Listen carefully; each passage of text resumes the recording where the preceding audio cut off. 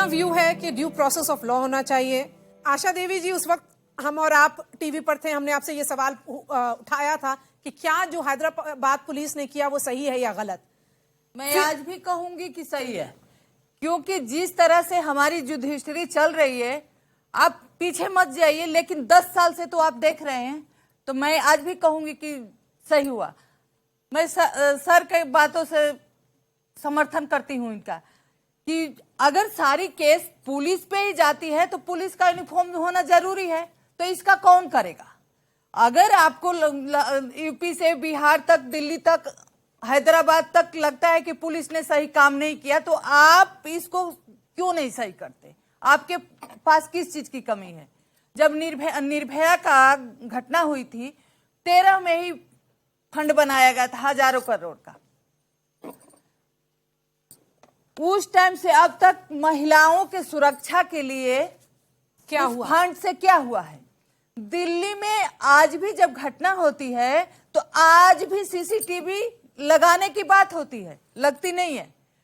जब दिल्ली की घटना थी, दिल्ली में फंड बना, दिल्ली को सुरक्षित नहीं कर पाए और उस पैसे को ले जाके आप महाराष्ट्र में नेता और एमपी एमएलए को आप सुरक्षा दे रहे हैं, तो किस काम का वो फंड है? मुझे बताइए, सीसीटीवी की बात हुई थी, फास्ट ट्रैक कोर्ट्स की बात हुई थी, इंसाफ कहाँ है फिर? यहाँ कागज में लिख दिए, कागज पे है, जमीन पे तो नहीं दिख रहा कहीं। बस कागजों में है।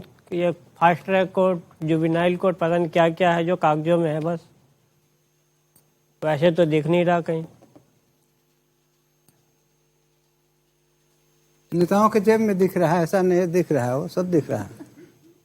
देखने की नजरिया होनी चाहिए। दिख रहा है पैसा, ऐसा नहीं कि उसी फंड में पड़ा हुआ है, जा रहा है, कहाँ जा रहा है, अब उसको कौन? अब देखिए, अगर निर्भया के नाम से बना था तो वहाँ सरकार की सबसे पहले, मौजूदा सरकार उस समय की जब थी, उसकी जरूरत थी कि निर्भया के परिवार को भी उसमें सम्मिलित करे, मेंबर बनाए। अगर वो होता तो आज ये प्रश्न नहीं उठता कि पैसा कहाँ जा रहा है, हमें पता होता, उस पर हम भी ब्रेक लगा सकते थे। तो हमारा तो उसमें नाम ही नहीं है, परिवार का नाम ही नहीं, तो सरकार ने कह दिया है तो हमारा फंड हम कुछ भी करें, हम क्या कर सकते हैं फिर? पैसा उसमें नहीं है, पैसा जा रहा है, लेकिन कहाँ जा रहा है और कहाँ लग रहा है और कौन बताएगा? Your views on Nirbhaya Fund. You heard the mother and the father speak.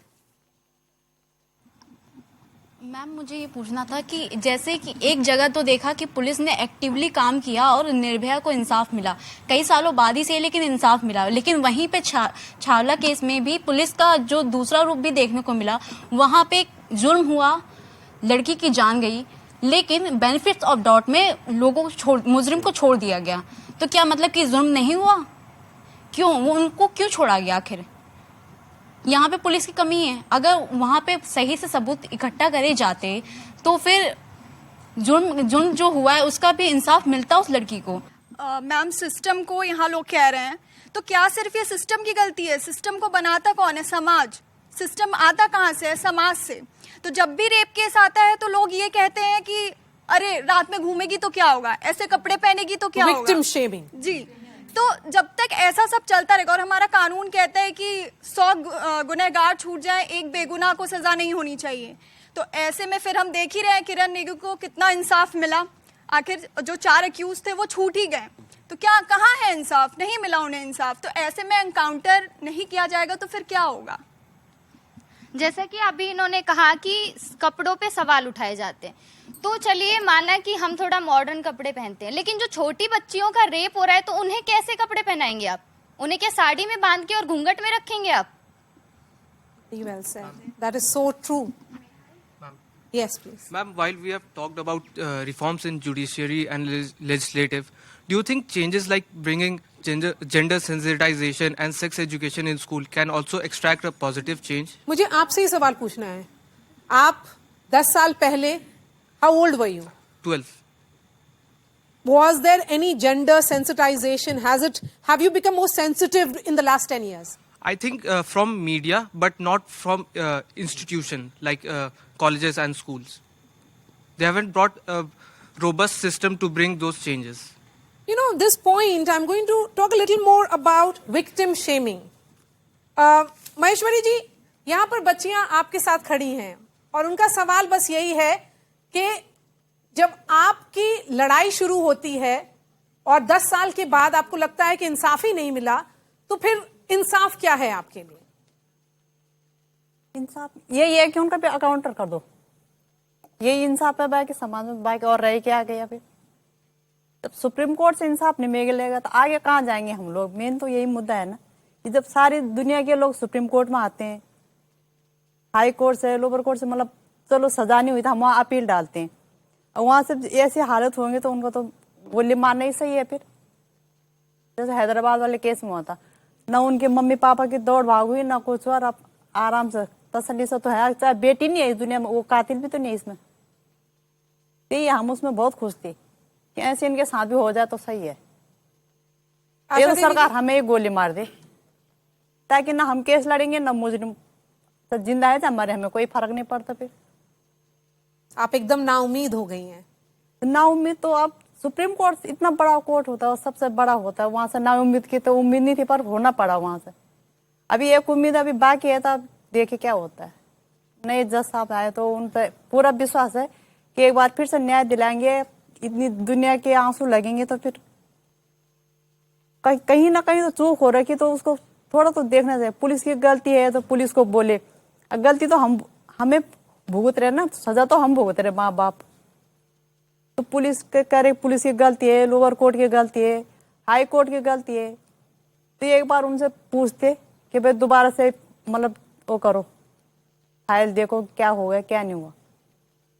तो उन्होंने डायरेक्ट उनको बरी कर दिया। इसमें इंसाफ कहाँ है अभी?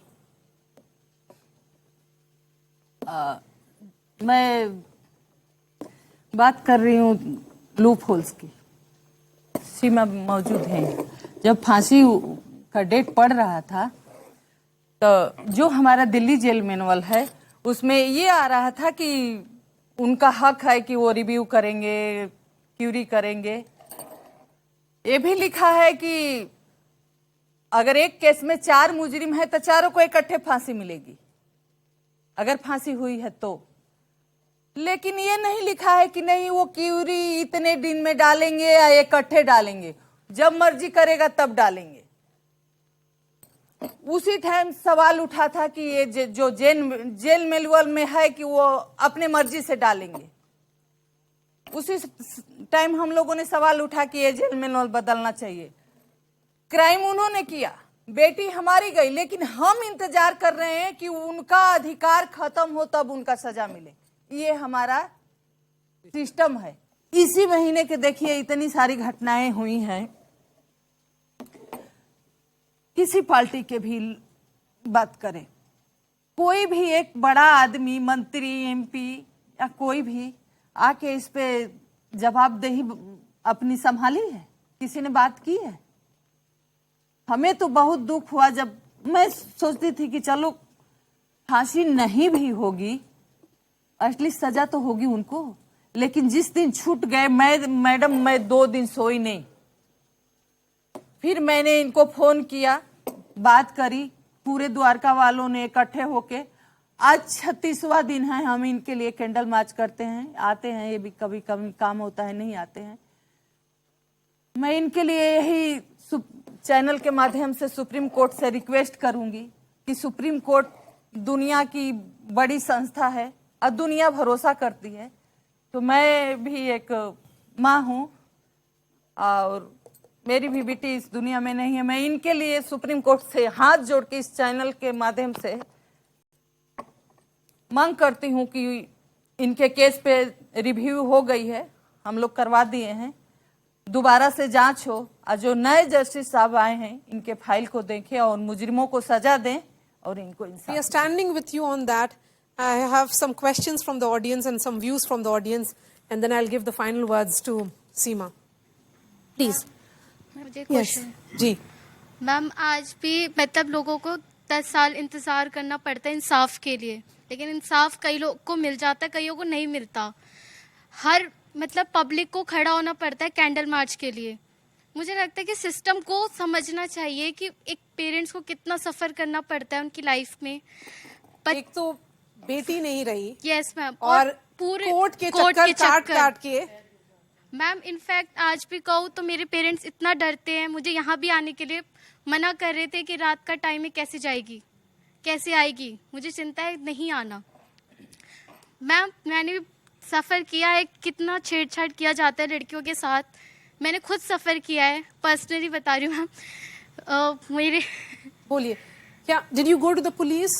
नो मैम, Complain ऐसा करने के कुछ लिए? नहीं था मैम, मैं छोटी थी तब, मेरे को भी किसी ने मतलब ब्रेस्ट पे टच करना, मेरे को उस समय पता नहीं था क्या है, मैंने उन्हें दूर करके मैं वहाँ से चली गई और मैं बस रात भर सोची। लेकिन होता है ना कि मैम पेरेंट्स को बताओ तो पेरेंट्स सोचते कि तुमने कुछ करा ये वो, तो मैंने कुछ नहीं बोला, मैं चुपचाप थी, शांत थी। मैं अपनी सुबह उठी मैं मुस्कुरा रही, कुछ नहीं कह रही, क्योंकि मैम बहुत सी चीज़ें होती कि पेरेंट्स मना कर देते कि अब क्या जाएगी पढ़ने, क्या करना है, रहने दो।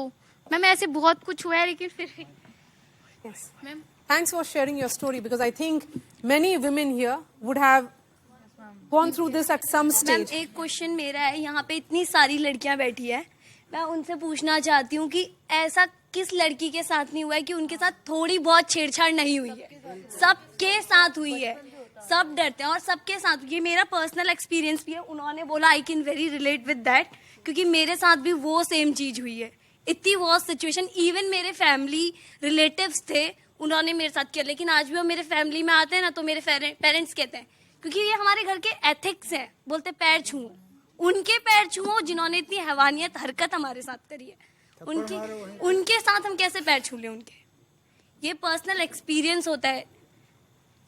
मैम इसके साथ साथ जब हम All of you are very brave in sharing that story. I think this is what we need to normalize that conversation. If it is happening, let's bring it on the table in the living rooms now. और ma'am इसके साथ साथ हम एक ऐसे देश में रह रहे हैं जहाँ पे कुछ हो जाता है तो उसके बाद हमारे नेता ऐसे बयान देते हैं, जवान लड़के हैं उनसे गलतियां हो जाती हैं, लड़कों की गलती नहीं है, लड़कियों की गलती है कि ऐसे कपड़े पहन के जा रही थी, वो कर रही थी, उन्होंने लड़कों को ऐसा किया। तो हम ऐसे देश में रह रहे हैं जहाँ हमारे एक नेता ऐसा बयान दे के चले जाते हैं कि लड़के थे उनसे तो गलती हो गई, हम क्या करें। Absolutely shameful statement that was made. इसी बात पे मैं कंटिन्यू करता हूँ कि हम एज अ मेल हमारी फैमिलीज में लड़कियों को या बहनों को हम देखते हैं कि बाहर नहीं निकलने दिया जाता है।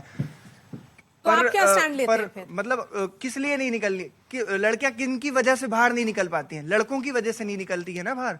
तो पहले लड़कों को घर में रोकिए ना, लड़कियों को बाहर निकालिए। पहले लड़कों को घर में रोकियो कि तुम्हारी वजह से किसी और की बहन बेटी बाहर नहीं निकल रही है, तो गलती लड़कियों की नहीं है, तुम में गलती है।